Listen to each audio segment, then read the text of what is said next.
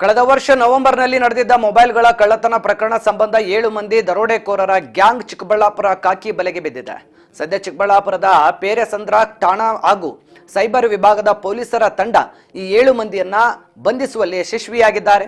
ಕಳೆದ ವರ್ಷ ನವೆಂಬರ್ 23ರಂದು ಪೇರೆಸಂದ್ರ ಠಾಣಾ ವ್ಯಾಪ್ತಿಯ ರೆಡ್ಡಿ ಗೊಲ್ಲವಾರಹಳ್ಳಿ ಬಳಿ ಇರುವಂತಹ ಡಾಬಾದ ಬಳಿ ನಿಂತಿದ್ದ ಟ್ರಕ್ನಿಂದ ಬಂಧಿತ 7 ಮಂದಿ 5140 ಮೊಬೈಲ್ಗಳನ್ನು ಕಳುವು ಮಾಡಿದ್ರು.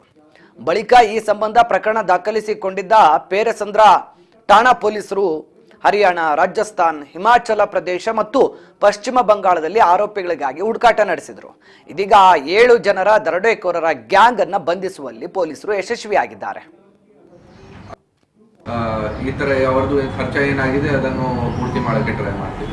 ತನಿಖೆಗೆ ಎಷ್ಟು ಖರ್ಚಾಗಿದೆ ಸರ್? ಅದು ಈಗ ಕೂಡ ನಾವು ನೋಡ್ತಾ ಇದ್ದೀವಿ. ಸಿನ್ಸ್ 5-6 ಟೈಮ್ಸ್ ಹೋಗಿದ್ದಾರೆ ನಮ್ಮ ಟೀಮ್. ಮತ್ತೆ ಬೇರೆ ಬೇರೆ ಸ್ಟೇಟ್ಸ್ಗೆ ಕೂಡ ಹೋಗಿದೆ. ಕಲ್ಕತ್ತಾ, ಚೆನ್ನೈ, ಹರಿಯಾಣ, ದಿಲ್ಲಿ, ರಾಜಸ್ಥಾನ್. ನೋಡ್ತಾ ಇದ್ದೀವಿ. ಡೆಫಿನೆಟ್ಲಿ ಎಲ್ಲ ನಮ್ಮ ಡಿಪಾರ್ಟ್ಮೆಂಟ್ ರೂಲ್ಸ್ ಪ್ರಕಾರ, TADA ರೂಲ್ಸ್ ಪ್ರಕಾರ ಏನಿದೆಯಾ ಮತ್ತೆ ಇನ್ವೆಸ್ಟಿಗೇಷನ್ ಚಾರ್ಜಸ್ ಪ್ರಕಾರ ಏನು ಮಾಡೋಕ್ಕೆ ಆಗುತ್ತೆ, ಡೆಫಿನೆಟ್ಲಿ ಎಲ್ಲ ರಿವರ್ಸ್ ಮಾಡ್ತೀವಿ.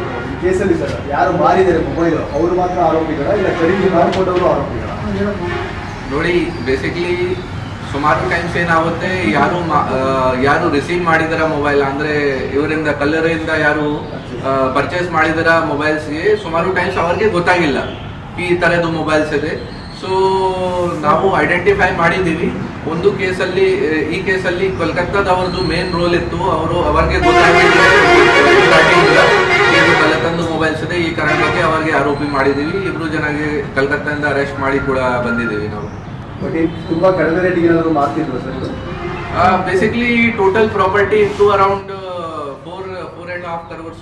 ಬಟ್ ಇವರದು ನಮ್ಮ ಇನ್ವೆಸ್ಟಿಗೇಷನ್ ಪ್ರಕಾರ ಇವರು around 90 lakhs to 95 lakhs rupees ಅಲ್ಲಿ ಎಲ್ಲ ಮೊಬೈಲ್ಸ್ ಸೇಲ್ ಮಾಡಿದ್ದಾರೆ. ಮತ್ತೆ ಆಮೇಲೆ ಏನೇನು ಆರೋಪಿ ಇದ್ದಾರೆ ಅವ್ರಿಗೆ ಎಲ್ಲ ಡಿಸ್ಟ್ರಿಬ್ಯೂಟ್ ಮಾಡಿದ್ದಾರೆ. ಈ ತರ ಯಾವ್ದು ಖರ್ಚು ಏನಾಗಿದೆ ಅದನ್ನು ಪೂರ್ತಿ ಮಾಡಕ್ಕೆ ಟ್ರೈ ಮಾಡ್ತೀವಿ. ತನಿಖೆಗೆ ಎಷ್ಟು ಖರ್ಚಾಗಿದೆ ಸರ್? ಅದು ಈಗ ಕೂಡ ನಾವು ನೋಡ್ತಾ ಇದ್ದೀವಿ.